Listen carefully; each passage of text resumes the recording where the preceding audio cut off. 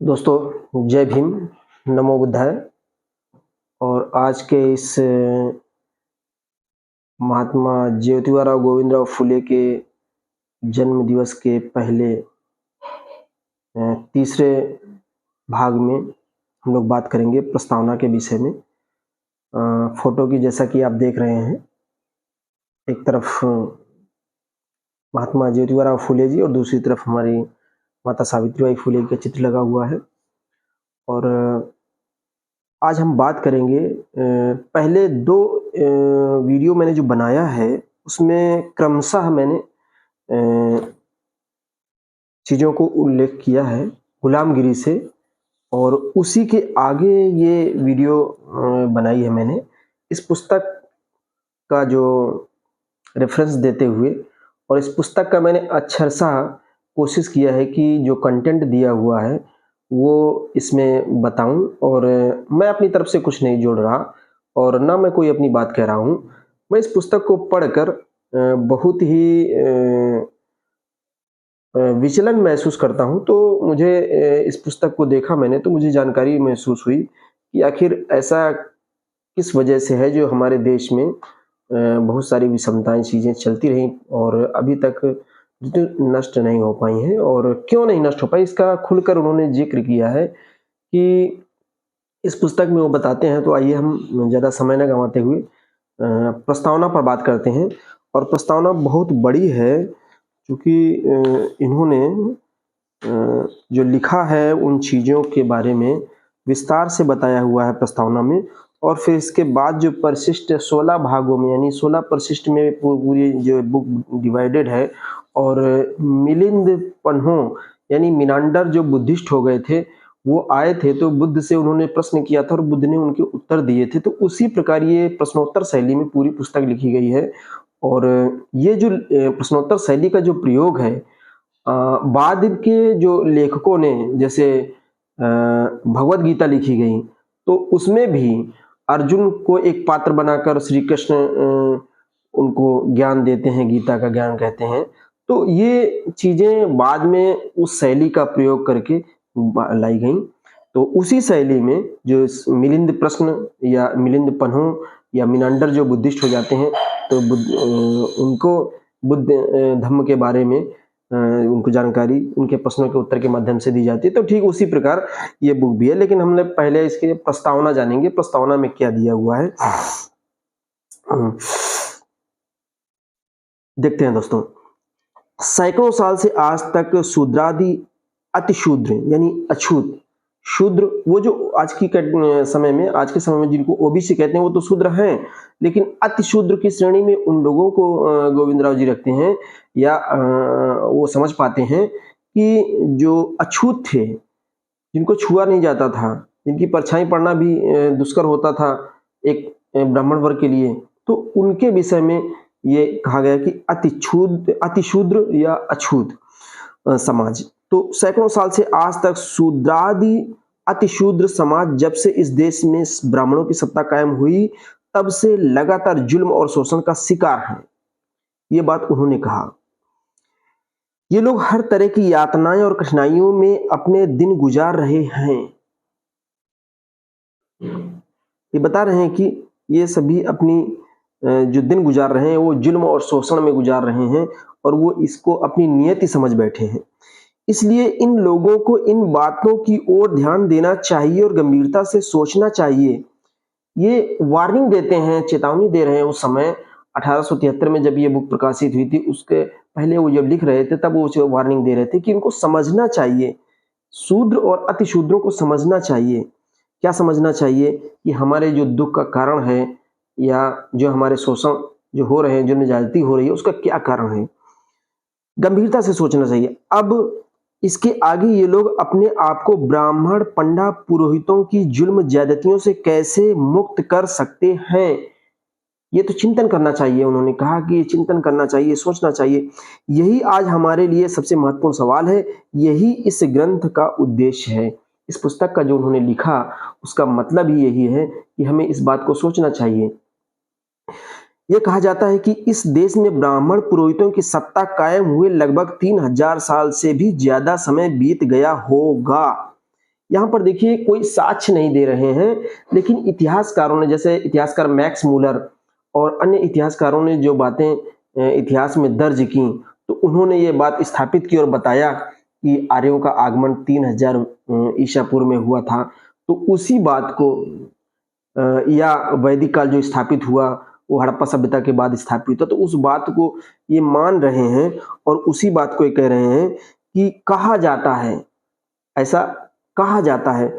इतिहासकार कहते हैं जब तक उस समय तत्कालीन जो समय में इतिहास लेखन की प्रक्रिया जो प्रारंभ हुई थी और उससे जो चीजें निकल के आ रही थी, छप रही थी, ब्रिटिश पत्रकारिता में छप रही थी, तो उस समय जो जानकारी मिल रही थी उनको भी ये जानकारी हुई कि 3000 साल से भी ज्यादा समय बीत गया होगा।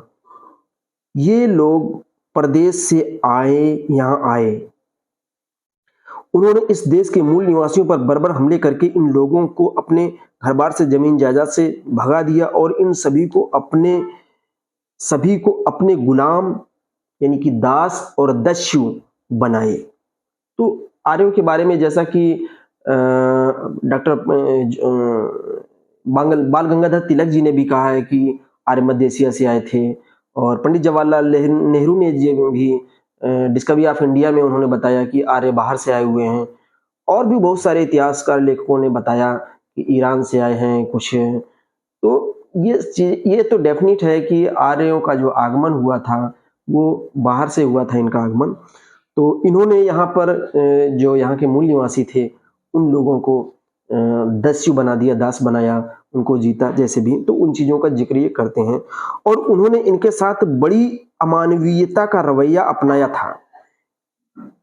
जो आक्रमणकारी आते हैं तो जहां पर भी जाते हैं तो वो बड़ी अमानवीयता का, अपनी क्रूरता का प्रदर्शन करते हैं, बिना उनकी क्रूरता को दिखाए कोई भयभीत नहीं होता है। तो ये चीज इनको भी इन्होंने किया। आगे सैकड़ों साल बीत जाने के बाद इन लोगों को बीते काल की घटनाओं की विस्मृतियां हुई देखकर कि हम प्रदेश से आकर यहाँ के मूल निवासियों को घबराकर जमीन जायदाद से खदेड़ कर इन्हें अपना गुलाम बनाकर रखा। इस बात के प्रमाणों को ब्राह्मण पंडा पुरोहितों ने तहस नहस कर दिया। यानी कह रहे हैं कि हजारों साल पहले आए, 3000 साल पहले आए और यहाँ के जो निवासियों को से लड़े झगड़े और उनके साथ यातनाएं की, उनको मारा, उनको पीटा और उनके घर बार खेत सब कुछ खोज लिए, और इसके बाद उनको वो जो यातनाएं दी, जो उनके साथ शोषण किया, वो सब सारे तहस नहस कर दिया उन सब चीजों को। और इस बात के प्रमाणों को ब्राह्मण पंडा पुरोहितों ने तहस नहस कर दिया, दफना कर नष्ट कर दिया इसलिए कि ये जो पुराने लोग हैं वो ये न समझ, जो मूल निवासी हैं वो ये न समझ पाए कि उनके साथ ये ज्यादती हुई थी। इसके आगे क्या लिखते हैं, उन ब्राह्मणों ने अपना प्रभाव, अपना वर्चस्व इन लोगों के दिलो दिमाग पर बनाए रखा। देखिए, एक तरफ तो कहते हैं कि उन्होंने अपने सारे जो है जुल्म ज्यादती और आक्रमण जो किए उसके सारे सबूत नष्ट कर दिए। उसके बाद इन्होंने यानी आर्यों ने या ब्राह्मणों ने अपना प्रभाव, अपना वर्चस्व इन लोगों के दिलो दिमाग पर, इन लोगों का मतलब यहाँ के जो मूल निवासी थे, यहाँ के रहने वाले थे, आदिवासी थे, पर क्या किया, भय, वर्चस्व बनाए रखा, जिससे केवल अपना स्वार्थ फलता फूलता रहे। अपने स्वार्थ को हित में रखने के लिए इन्होंने उस तरह का भय और एक वर्चस्व कायम रखा। इसलिए उन्होंने कई तरह के हथकंडे अपनाए और वे सभी इसमें कामयाब भी होते रहे। चूंकि उस समय से लोग सत्ता की दृष्टि से पहले ही पराधीन हुए ही थे और बाद में ब्राह्मण पंडा पुरोहितों ने उन्हें ज्ञानहीन बुद्धिहीन बना दिया था। देखिए, इस बात का वो जिक्र करते हैं कि सबसे पहले तो उन्होंने अपनी सत्ता स्थापित करके उनको हर चीज से वंचित कर दिया। दूसरी चीज जो उन्होंने कही है कि विभिन्न हथकंडे अपनाए। हथकंडे अपनाने में आगे वो उस चीज का चर्चा भी करते हैं कि कैसे कैसे हथकंडे अपनाए। जैसे बहुत सारे ऐसे ग्रंथ लिखे गए जिसमें ईश्वर स्थापित किया गया, और ईश्वर स्थापित करने के बाद वो जो बात कहना चाह रहे थे उन्होंने ईश्वर के माध्यम से ईश्वर को पात्र बनाकर ये बात कहलवाई कि नहीं ये करना चाहिए और ये नहीं करेंगे, तो आगे जिक्र करेंगे, इसकी चर्चा करेंगे। तो इनको ज्ञानहीन बना दिया। ज्ञानहीन कैसे बनाया गया इसकी बात आगे करेंगे, जिसका परिणाम यह हुआ कि ब्राह्मण पंडा पुरोहितों के दांव पेच, उनकी जालसाजी इनमें से किसी के भी ध्यान में नहीं आ सकी। एक ऐसा सिनेरियो चलाया गया, एक ऐसा व्यवस्था बनाई गई ऐसी कि उनका ऐसी जालसाजी की गई कि वो अपने विरोधी, अपने अपोनेंट को पहचान भी ना सकें, क्योंकि जो बात ये बताता है तो वो रियल में सामने नहीं आता है, किसी और का सहारा लेता है। ये कह सकते हैं कि वो ईश्वर का सहारा लेता है, वो ईश्वर को आगे कर देता है, उसके बाद उसके माध्यम से अपनी बात कहते हैं। तो इसलिए इनका ध्यान भी नहीं जाता है कि वास्तव में इनका जो अपोनेंट वो है कौन, विरोधी है तो है कौन। ब्राह्मण पुरोहितों ने इन पर अपना वर्चस्व कायम करके इन्हें हमेशा हमेशा के लिए अपना गुलाम बनाकर रखने के लिए केवल अपने निजी हितों को ही मद्देनजर रखकर एक से अधिक बनावटी ग्रंथों की रचना करके कामयाबी हासिल की। देखिए सच्ची बात सामने आ जाती है कि यहाँ पर जो कहते हैं कि अपने स्वार्थ, ब्राह्मण पुरोहितों ने अपने स्वार्थ को बनाए रखने के लिए और हमेशा हमेशा के लिए इनको गुलाम बनाए रखने के लिए कई बनावटी ग्रंथ रचे गए। ग्रंथों के माध्यम से बनावटी ग्रंथों की रचना करके कामयाबी हासिल की गई। यानी कि जो बात थी वो एक प्रक्रिया के तहत, एक धर्म जैसी प्रक्रिया, धर्म एक ऐसी प्रक्रिया चलाई गई जिससे इनको लंबे समय तक गुलाम बनाया जा सके। तो वही कहते हैं कि ब्राह्मण पुरोहितों ने इन पर अपना वर्चस्व कायम करके, पहली बात तो वर्चस्व कायम किया शक्ति के बल पर, और वर्चस्व कायम करने के बाद इन्हें मानसिक रूप से गुलामी थोपी गई। एक धर्म का देकर, धर्म का कॉन्सेप्ट देकर एक मानसिक गुलामी थोपी गई जिससे उसका प्रतिकार न कर सकें, प्रतिरोध न कर सकें। धर्म एक ऐसी व्यवस्था बना के दे दी गई जिससे वो ये मान लें कि नहीं, जो अब हो रहा है वो सही है, वही नियति है, वही प्रकृति है, अब ऐसा ही होगा। तो वो विरोध करने के पक्ष में न जा सकें। उन नकली ग्रंथों में उन्होंने यह दिखाने की पूरी कोशिश की कि हमें जो विशेष अधिकार प्राप्त हैं वे सब हमें ईश्वर द्वारा प्राप्त हैं। देखिए ये बात यहाँ ज्योतिबा राव जी कहते हैं कि एक ब्राह्मण वर्ग ने एक ऐसे ग्रंथों की रचनाएं की, और एक नहीं कई ग्रंथों की रचनाएं की, और तमाम ऐसे धार्मिक ग्रंथों धार्मिक ग्रंथों की मान्यताएं दी गई कि जिसमें ये बताया गया कि ईश्वर की ये रचनाएं हैं, और ईश्वर ये कहता है कि ईश्वर की वजह से ये वर्ण व्यवस्था है, और ये वर्ण जो बनाए गए हैं ईश्वर की देन है, और ईश्वर की बात को हम खारिज नहीं कर सकते, कोई भी नकार नहीं सकता है। तो इस तरह ईश्वर द्वारा जो मान्यता उनको मिली हुई है कि ब्राह्मण श्रेष्ठ होता है, ब्राह्मण देवता होता है, और बाकी सब ब्राह्मण क्षत्रिय वैश्य इस तरह श्रेणी क्रम जो बांटा गया, तो वो उन्होंने एक ईश्वर जनित कॉन्सेप्ट के रूप में स्थापित किया जिससे उसका कोई विरोध न कर सके। और विरोध करने के लिए समझने की आवश्यकता थी, तो जब तक समझ पाते बहुत लंबा समय बीत गया। आगे कहते हैं इस तरह का झूठा प्रचार उस समय के अनपढ़ लोगों में किया गया, और उस समय के शूद्रादि अति शूद्रों में मानसिक गुलामी के बीज बोए गए। ये तो आज स्थिति ये है कि एक से एक अच्छे से अच्छे पढ़े लिखे लोग भी उस चीज से अप्रभावित नहीं हैं, वो उस चीज को मान बैठे हैं, वो निकाल ही नहीं पा रहे हैं। लेकिन उस समय अनपढ़ लोगों के दिमाग में ये बात बैठाई गई, तो उनके तो आसानी से दिमाग में बैठ गई कि नहीं, हमारी जो दुर्गति है, जो दुर्भाग्य है, वो हमारे पिछले जन्मों का कर्म है, और हम अब कुछ नहीं कर सकते हैं, जो है वो नियति है हमारी, यही भोगना है, यही धर्म है, यही ईश्वर की इच्छा है। तो ये चीजें इसमें बताई गई, और बताने का मकसद सिर्फ ये था कि उन्हें अपने स्वार्थ की हित के लिए ये सब चीजें की। उन ग्रंथों में यह भी लिखा गया कि शूद्रों को, देखिए आगे कहते हैं कि उन ग्रंथों में वेद पुराण सभी ग्रंथों में एक स्वर में लिखा गया है कि ब्रह्मा ने शूद्रों को पैदा करने का एक मकसद था, मेन उनका मकसद था कि इन्होंने जो कहा वो मैं सेंटेंस पढ़ के सुनाता हूँ। उन ग्रंथों में यह भी लिखा गया कि शूद्रों को ब्रह्मा ने पैदा करने का उद्देश्य बस इतना ही था कि उनको हमेशा हमेशा के लिए ब्राह्मण पुरोहितों की सेवा करने में ही लगा रहना चाहिए और ब्राह्मण पुरोहितों की मर्जी के खिलाफ कुछ भी नहीं करना चाहिए। मतलब ये ईश्वर की इच्छा है, ईश्वर ने उनको इसीलिए जन्म दिया है। मतलब ये ईश्वर को प्राप्त होंगे और इनका जीवन सार्थक होगा अगर ये ऐसा करेंगे, ब्राह्मण को देवता मानेंगे, ब्राह्मण के कहे हुए वचनों को मानेंगे, ब्राह्मण की सेवा करेंगे तो ईश्वर प्रसन्न होगा। ये ग्रंथों में प्रचारित किया गया।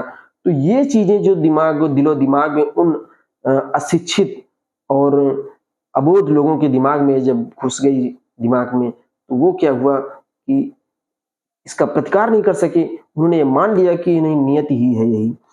आगे क्या कहते हैं, लेकिन इन ग्रंथों के बारे में किसी ने कुछ भी सोचा होता कि ये बात कहाँ तक सही है, क्या वे सचमुच ईश्वर द्वारा प्राप्त हैं? सवाल ये उठता है कि उस समय इन ग्रंथों को और आज भी इतिहास के पन्नों में इन जैसे वेदों की रचना अपौरुषेय बताई गई है। क्या ये माना जा सकता है? क्या ये सर्वमान्य सिद्धांत है कि किसी भी चीज को या जो भी रचनाएं की गई, जो भी ग्रंथ लिखे गए हैं, ईश्वर ने लिखा है? अरे भाई, ईश्वर ने या ईश्वर को हम जिसको ईश्वर कहते हैं वो प्रकृति है और प्रकृति जिन चीजों को उत्पन्न करती है वो प्राकृतिक चीजें होती हैं। मानव निर्मित चीजें हैं वो अलग हैं, तो उनको निर्मित किया है, मानव ने निर्मित किया। किसी भी ग्रंथ को ईश्वर ने नहीं लिखा है, ये बात उन्होंने बताया इसमें। क्या वे सचमुच ईश्वर द्वारा प्राप्त हैं? तो उन्हें इसकी सच्चाई तुरंत समझ में आ जाती। उन लोगों को, जिन लोगों के दिमाग में ये बातें बैठाई गई, बताई गई कि ईश्वर की ये इच्छा है और ईश्वर के ही अनुसार ये वर्ण व्यवस्था है, ईश्वर के अनुसार ही तुम्हें ब्राह्मण की सेवा करनी चाहिए, ईश्वर के अनुसार ही तुम्हें वर्णाश्रम और जाति भेद और शोषण का शिकार होना चाहिए। अगर उनको ये चीज समझ में आ जाती कि कोई भी ईश्वर ऐसा नहीं कर सकता है, अगर वो ईश्वर ऐसा है भी तो वो ईश्वर कहलाने लायक या भगवान कहने लायक या सर्वमान्य नहीं हो सकता है। इन सब बातों का उनके पास सोचने का अवसर ही नहीं था। एक ऐसी सोच में वो डूब गए कि नहीं यही हमारी नियति है। लेकिन इस प्रकार के ग्रंथों में सर्वशक्तिमान सृष्टि का निर्माता जो परमेश्वर है उसकी समानतावादी दृष्टि को बड़ा गौरव प्राप्त हो गया। अब ये कॉन्सेप्ट दिया गया कि ईश्वर ने इन ग्रंथों की रचना की है, ईश्वर ने इस जुल्म जाति को करने के लिए एक खास वर्ग ब्राह्मण वर्ग को छूट दे रखी है।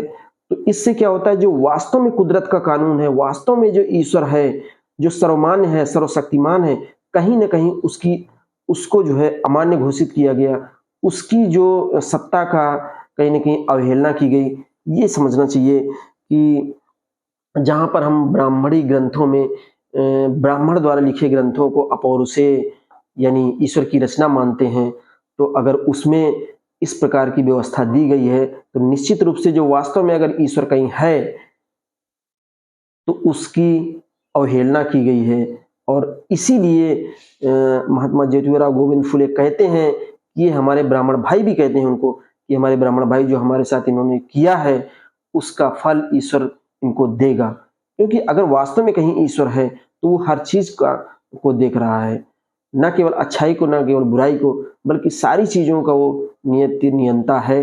तो वो एक खास वर्ग को ऐसी कैसे दे सकता है?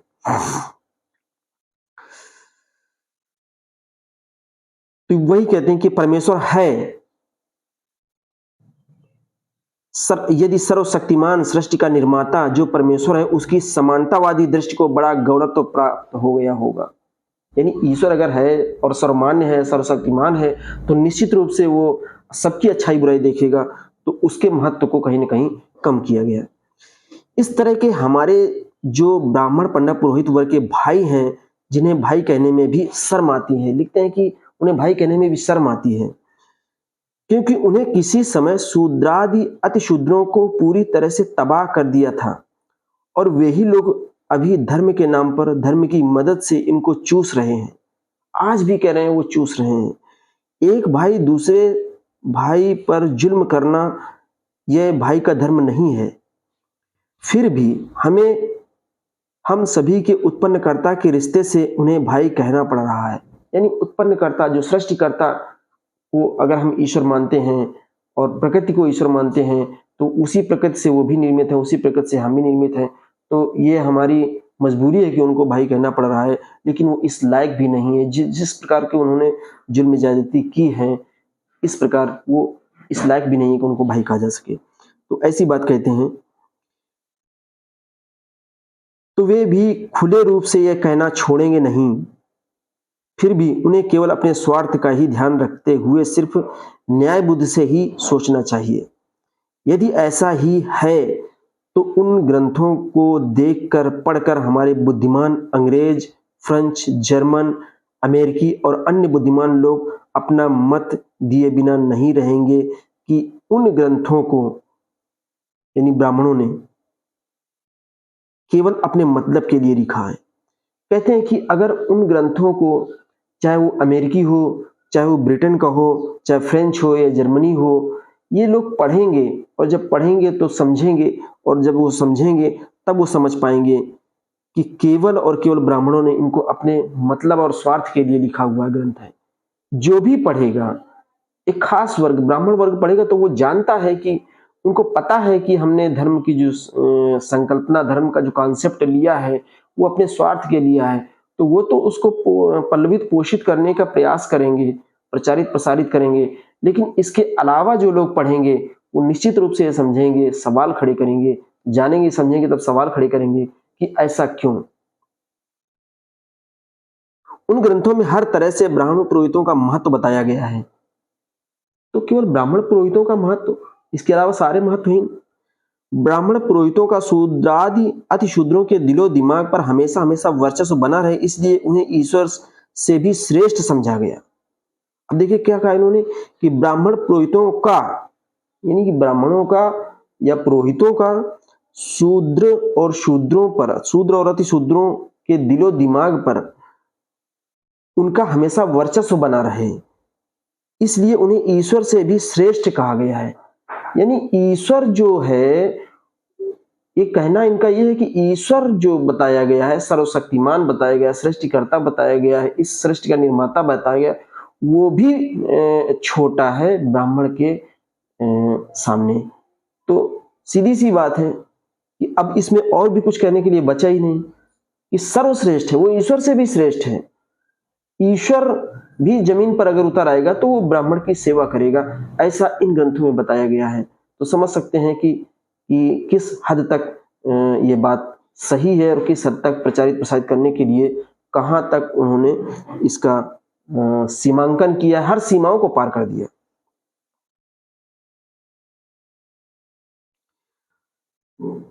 ऊपर जिनका नाम निर्देश किया गया है उनमें अंग्रेज लोगों ने इतिहास आदि ग्रंथों में कई जगह यह लिखा है कि ब्राह्मण पंडा पुरोहितों ने अपने निजी स्वार्थ के लिए अन्य लोगों को, मतलब शूद्रादि अति शूद्रों को अपना गुलाम बना लिया। ऊपर जिक्र किया है कि इनको, उन्होंने कहा कि यदि ज्योतिबा फुले जी कहते हैं कि यदि हमारे ग्रंथों को या धार्मिक ग्रंथों को, उन ग्रंथों को जिन्होंने ब्राह्मणों ने लिखा है, हमारे बुद्धिमान अंग्रेज पढ़ेंगे, फ्रेंच पढ़ेंगे, जर्मन पढ़ेंगे, अमेरिकी पढ़ेंगे, तो ये वो इस बात को जरूर समझ जाएंगे कि ब्राह्मणों ने, पंडा पुरोहितों ने अपने निजी स्वार्थ के लिए अन्य लोगों को, मतलब यानी शूद्र और अति शूद्रों को गुलाम बनाए रखने के लिए इनकी रचना की है।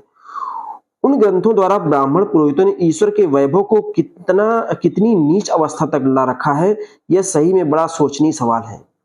आगे कहते हैं कि वास्तव में अगर बताया कि ईश्वर भी, अगर ईश्वर से भी श्रेष्ठ है ब्राह्मण, तो ईश्वर को भी उन्होंने किस पायदान में रखा है, ये सोचने वाली बात है।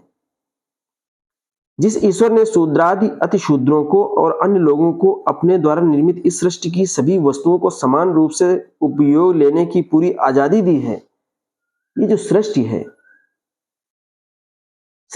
प्रकृति है, इसमें पर्वत, नदी, पहाड़, धरती, अंबर, पेड़, पौधे, ये सारी चीजें समान रूप से सभी को उपलब्ध हैं। सूर्य का प्रकाश, गर्मी, सर्दी, बरसात समान रूप से उपलब्ध है। तो इसमें जब प्रकृति ने किसी का भेदभाव कुछ नहीं किया है, तो ये कौन होते हैं? ऐसा जब बुद्धिजीवी अंग्रेज, अन्य अन्य लोग या फ्रेंच या अमेरिकी अन्य लोग जब पढ़ेंगे तो वो समझेंगे कि इन्होंने तो सृष्टि को ही नकार दिया, ईश्वर को ही नकार दिया। ईश्वर से बढ़कर इन्होंने अपनी सत्ता कायम की। उस ईश्वर के नाम ब्राह्मण पुरोहितों ने एकदम झूठ-मूठ ग्रंथों की रचना करके उनके सभी ग्रंथों के सभी के मानवीय हक को नकारते हुए स्वयं मालिक हो गए। यानी जो सृष्टि करता है उसको नकार दिया एकदम, बोले वो ईश्वर है ही नहीं। ईश्वर है भी तो वो हमारे अंडर में है, और ईश्वर ने जो कहा है वो इन ग्रंथों में लिखा है। बड़ी अजीब बात है। सारे लोगों के मानवीय हक इनको दे दिए। अब ये जैसा करेंगे वो ईश्वर का संदेश है। इन्होंने कहा कि आगे बोलते हैं, इस बात पर हमारे कुछ ब्राह्मण भाई इस तरह का संदेह उठा सकते हैं कि यदि ये तमाम ग्रंथ झूठ मूठ के हैं तो उन ग्रंथों पर शूद्रादि अति शूद्रों के पूर्वजों ने क्यों आस्था रखी? ये बात सही है। आज के जो बुद्धिजीवी लोग हैं वो इस सवाल ये जरूर कर सकते हैं कि जब ये ग्रंथ झूठ मूठ के थे, लिखे गए झूठ मूठ के, तो उन्होंने इन पर सवाल क्यों नहीं उठाए? हमारे पूर्वजों ने इनके सवाल क्यों नहीं उठाए? क्यों क्वेश्चनिंग नहीं किया? क्यों सवाल नहीं पूछे कि ये कैसे हो सकता है? तो उसका जवाब आगे देते हैं। और आज भी इनमें से बहुत सारे लोग क्यों आस्था रखे हुए? आज भी लोग आस्था रखे हुए हैं, हमारे लोग या ब्राह्मणों के अलावा वो तो आस्था रखेंगे क्योंकि उनको इससे फायदा मिलता है, इससे उनको एक वर्चस्व मिलता है, जन्मजात वर्चस्व मिलता है, और आजीवन वर्चस्व मिलेगा जब तक मरेंगे नहीं।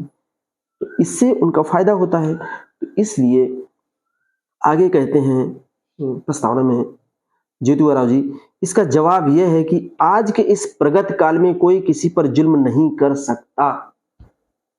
उन्होंने उस समय लिखा, 1873 के समय में लिखा, तब उन्होंने कहा कि आज के इस प्रगत काल में, प्रगत यानी कि प्रगतिशील समय में, कोई किसी पर जुल्म कर नहीं सकता, मतलब अपनी बात को लाद नहीं सकता। इस बात को उन्होंने कहा कि आज के लोग ये सवाल उठा सकते हैं, तो ये कानूनन या लीगल नहीं है कि कोई किसी पर धर्म का सहारा लेके या धर्म की आस्था को लेकर किसी पर अपराध करेगा, उसके लिए कानून है।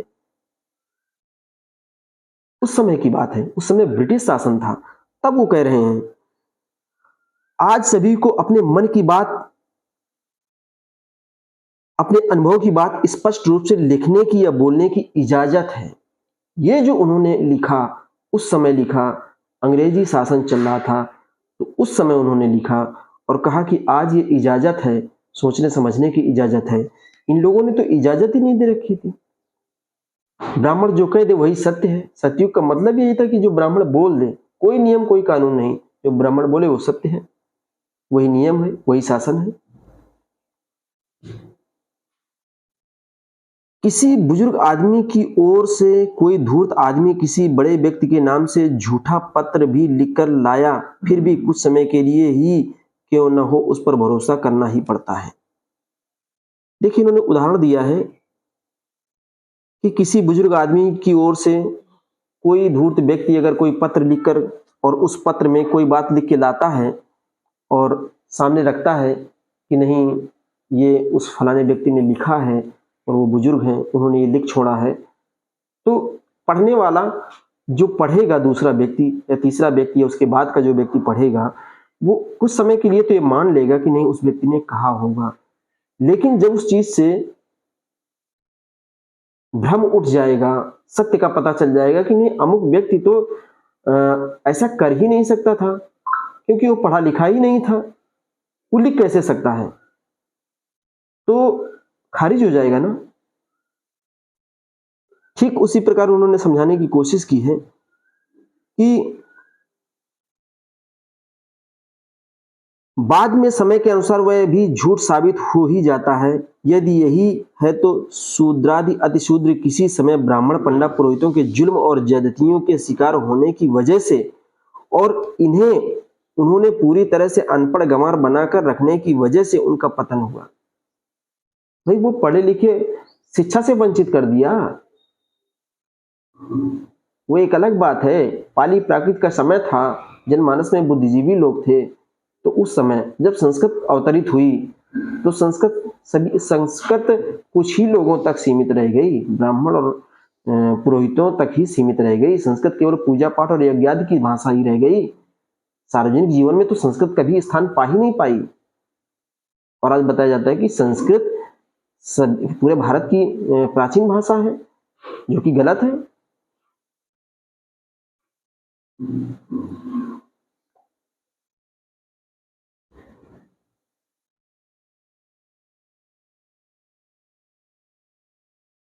ब्राह्मणों ने अपने जाति स्वार्थ यानी अपने आपको वर्चस्वशाली स्थापित करने के लिए, स्वार्थ के लिए समर्थ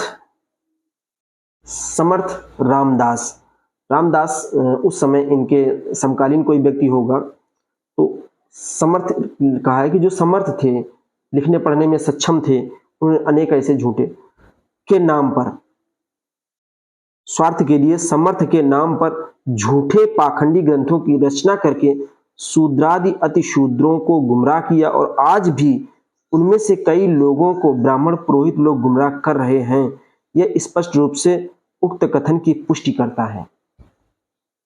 आज भी जो धार्मिक कर्मकांडों में फंसा हुआ व्यक्ति है वो कहीं ना कहीं मानता है और वो मानसिक रूप से विक्षिप्त टाइप का कहा जा सकता है कि हम किसी व्यक्ति की बात तो नहीं मानते हैं, किसी व्यक्ति का सम्मान नहीं करते हैं, लेकिन कहीं ना कहीं जाके पत्थर के आगे या धार्मिक कर्मकांडों के पीछे अपनी जान तक दे बैठते हैं और अपने साथी की जान लेने के लिए उतावले हो जाते हैं। तो ये कहीं ना कहीं उन मानसिक गुलामी या मानसिक धर्मांधता या मानसिक विक्षिप्तता का परिचायक है। ब्राह्मण पंडित पुरोहित लोग अपना पेट पालने के लिए अपने पाखंडी ग्रंथों द्वारा जगह जगह बार बार अज्ञानी शूद्रों को उपदेश देते रहे। उन्होंने अपना एक बिजनेस बना लिया और उपदेश दिया। क्या उपदेश दिया? जिसकी वजह से इनके दिलो दिमाग में ब्राह्मणों के प्रति पूज्य बुद्धि उत्पन्न होती रही। उन्होंने संदेश दिया, अपनी बातें जो है, अपनी बातों को प्रसारित किया कि हम श्रेष्ठ हैं, हम श्रेष्ठ हैं, हम श्रेष्ठ हैं। ईश्वर ने ये कहा है, ईश्वर ये है, हम ईश्वरीय अवतार हैं। तो इनके लिए क्या हो गया? एक श्रद्धा का भाव उत्पन्न हो गया। आज भी लोग कहते हैं ब्राह्मण देवता है, पूजें विप्र सकल गुणहीना। वो गुणहीन है, उसके पास कोई गुण नहीं है, लेकिन पूजना है उसको। ऐसा कॉन्सेप्ट लंबे समय तक बिठाया गया। इन लोगों को उन्होंने, ब्राह्मणों ने, यानी कि इन लोगों को उन्होंने मतलब ब्राह्मणों ने, इन लोगों को, शूद्र और अतिशूद्रों को, इनके मन में ईश्वर के प्रति जो भावना है वही भावना अपने को यानी ब्राह्मणों को समर्पित करने के लिए मजबूर किया। यानी एक ईश्वर का जो कॉन्सेप्ट है, तो ईश्वर की जितनी भक्ति करते हो ब्राह्मण को भी उस ईश्वर ही समझो, ऐसा कॉन्सेप्ट शूद्र और अतिशूद्रों के दिमाग में बिठाया गया, घुसाया गया। धार्मिक ग्रंथों के माध्यम से, चाहे वो फिर वेद हो, पुराण हो, उपनिषद हो, भगवद गीता हो, कुछ भी हो, बहुत सारे ग्रंथ हैं। तो उन ग्रंथों के माध्यम से ये कॉन्सेप्ट डाला गया लोगों के दिमाग में कि Brahmin as a god in the earth, इस भारत भूमि के क्षेत्र में जो ब्राह्मण है वो ईश्वरीय रूप है। ऐसी जब बात फैलाई गई तो लोगों के दिलो दिमाग में एक श्रद्धा भाव उत्पन्न हुआ कि नहीं, ब्राह्मण अगर हमारे लात भी मारता है, ब्राह्मण अगर हमारा अपमान भी करता है, ब्राह्मण हमारा शोषण भी करता है, वो ब्राह्मण है, वो देवता है। ऐसा कॉन्सेप्ट आज भी है और धर्म के माध्यम से फैलाया गया। तो ये कॉन्सेप्ट लंबा चल रहा है। इसीलिए जो मानसिक गुलामी है वो शारीरिक गुलामी से, यातनाओं से कहीं ज्यादा खतरनाक होती है।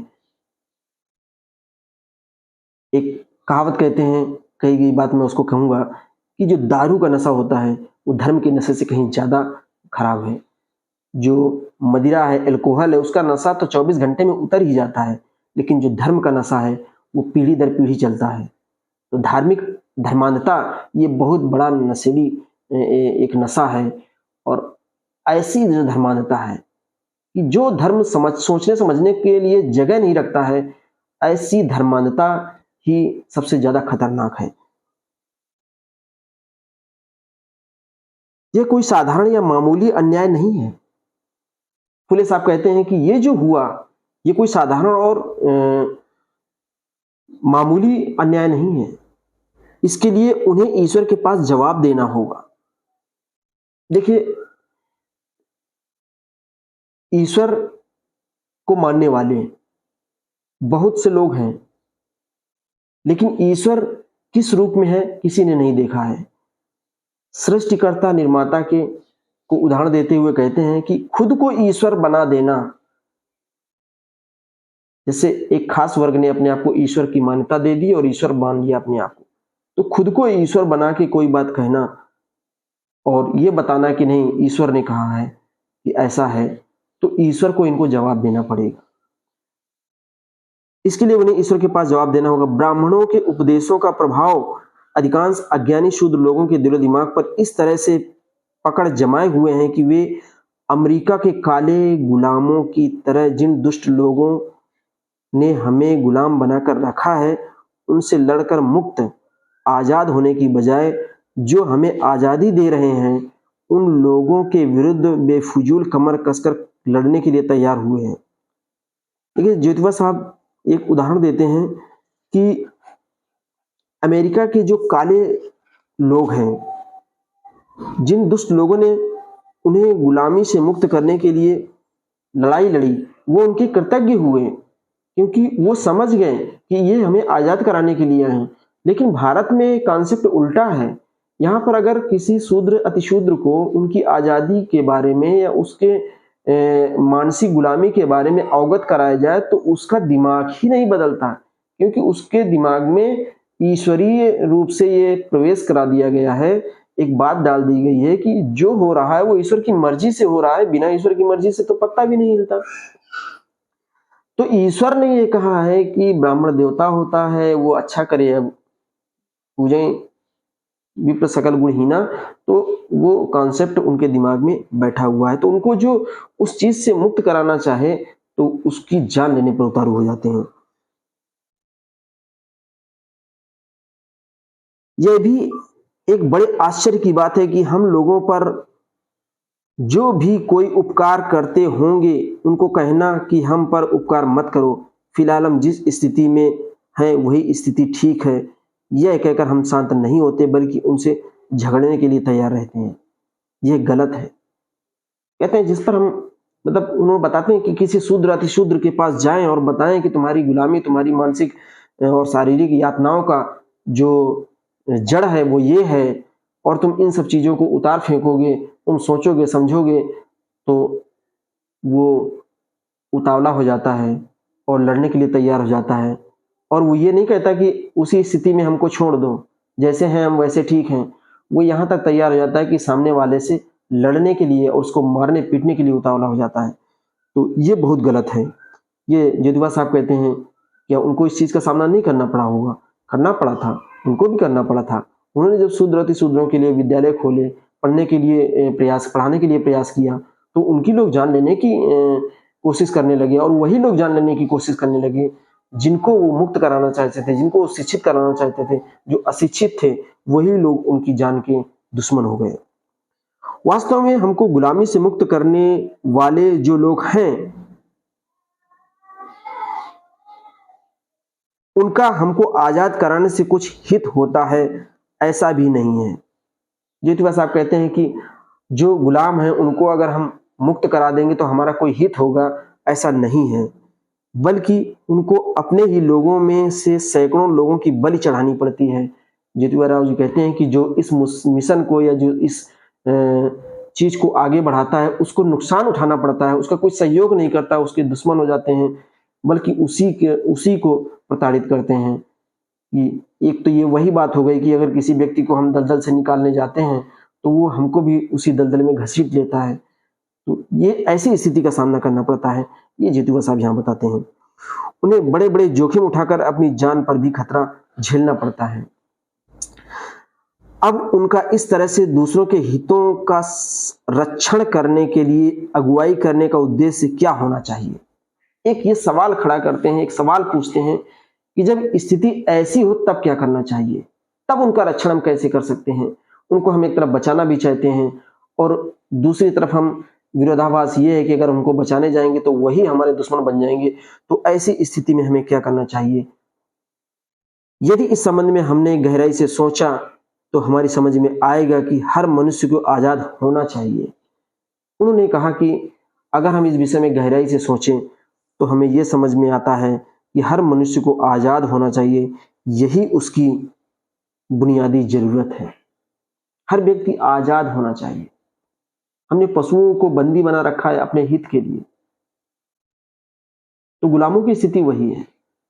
हमने गाय, हमने भैंस, हमने घोड़े, हमने कुत्ता, ये सब पाल रखे हैं अपने स्वार्थ के लिए, क्योंकि वो जानवर हैं। उनका कोई एनिमल राइट नहीं है, ऐसा कोई कॉन्सेप्ट नहीं आया, लेकिन ह्यूमन राइट्स का कॉन्सेप्ट है और वो बताता है कि मानवीय मूल्य होते हैं। मानवीय मूल्यों में उसकी आज़ादी है, वो स्वतंत्र रूप से सोच सकता है, वो अपनी बात कह सकता है।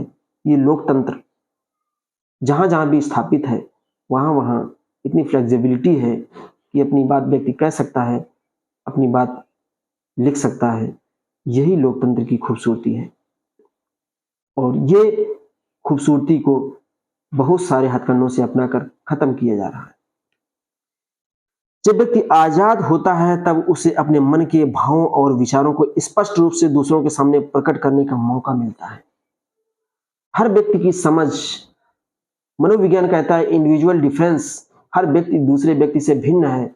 उसकी समझ, उसकी बुद्धि, उसकी जीवन शैली, तो उसको उसी रूप में स्वीकार करना चाहिए, ना कि उसके ऊपर हम किसी जालसाजी करके उसके दिमाग को हैक कर लेना चाहिए। जैसे आजकल हैकर्स होते हैं, वो साइट या कंप्यूटर या टेक्नोलॉजी से सारी चीज़ें हैक कर लेते हैं और उनका पूरा खाता या पूरा सिस्टम फेल कर देते हैं। तो ठीक उसी प्रकार टेक्निकल चीज़ों का साहित्य एक ऐसा तकनीकी के रूप में प्रयोग किया गया कि शूद्र अतिशूद्रों के दिमाग को जो हैक कर लिया गया और फिर उनसे वो कराया गया जो वो चाहा। एक खास वर्ग ने वही करवाया जो वो उचित समझे। तो साथियों, इस वीडियो में मुझे लगता है कि काफ़ी टाइम लग जाएगा और मैं चाहता हूँ कि ये वीडियो लंबा ना हो, इसलिए इस टॉपिक को यहीं समाप्त करता हूँ। और चूँकि प्रस्तावना काफ़ी बड़ी है तो इसके लिए दूसरी वीडियो का भी मुझे सहारा लेना पड़ेगा। तो दूसरे पार्ट में हम मिलेंगे। तो इसके लिए आप मेरा अगला वीडियो देखिएगा और क्रम से ही चलूँगा, तो क्योंकि सारी चीज़ें स्पष्ट होती जाएंगी। धन्यवाद।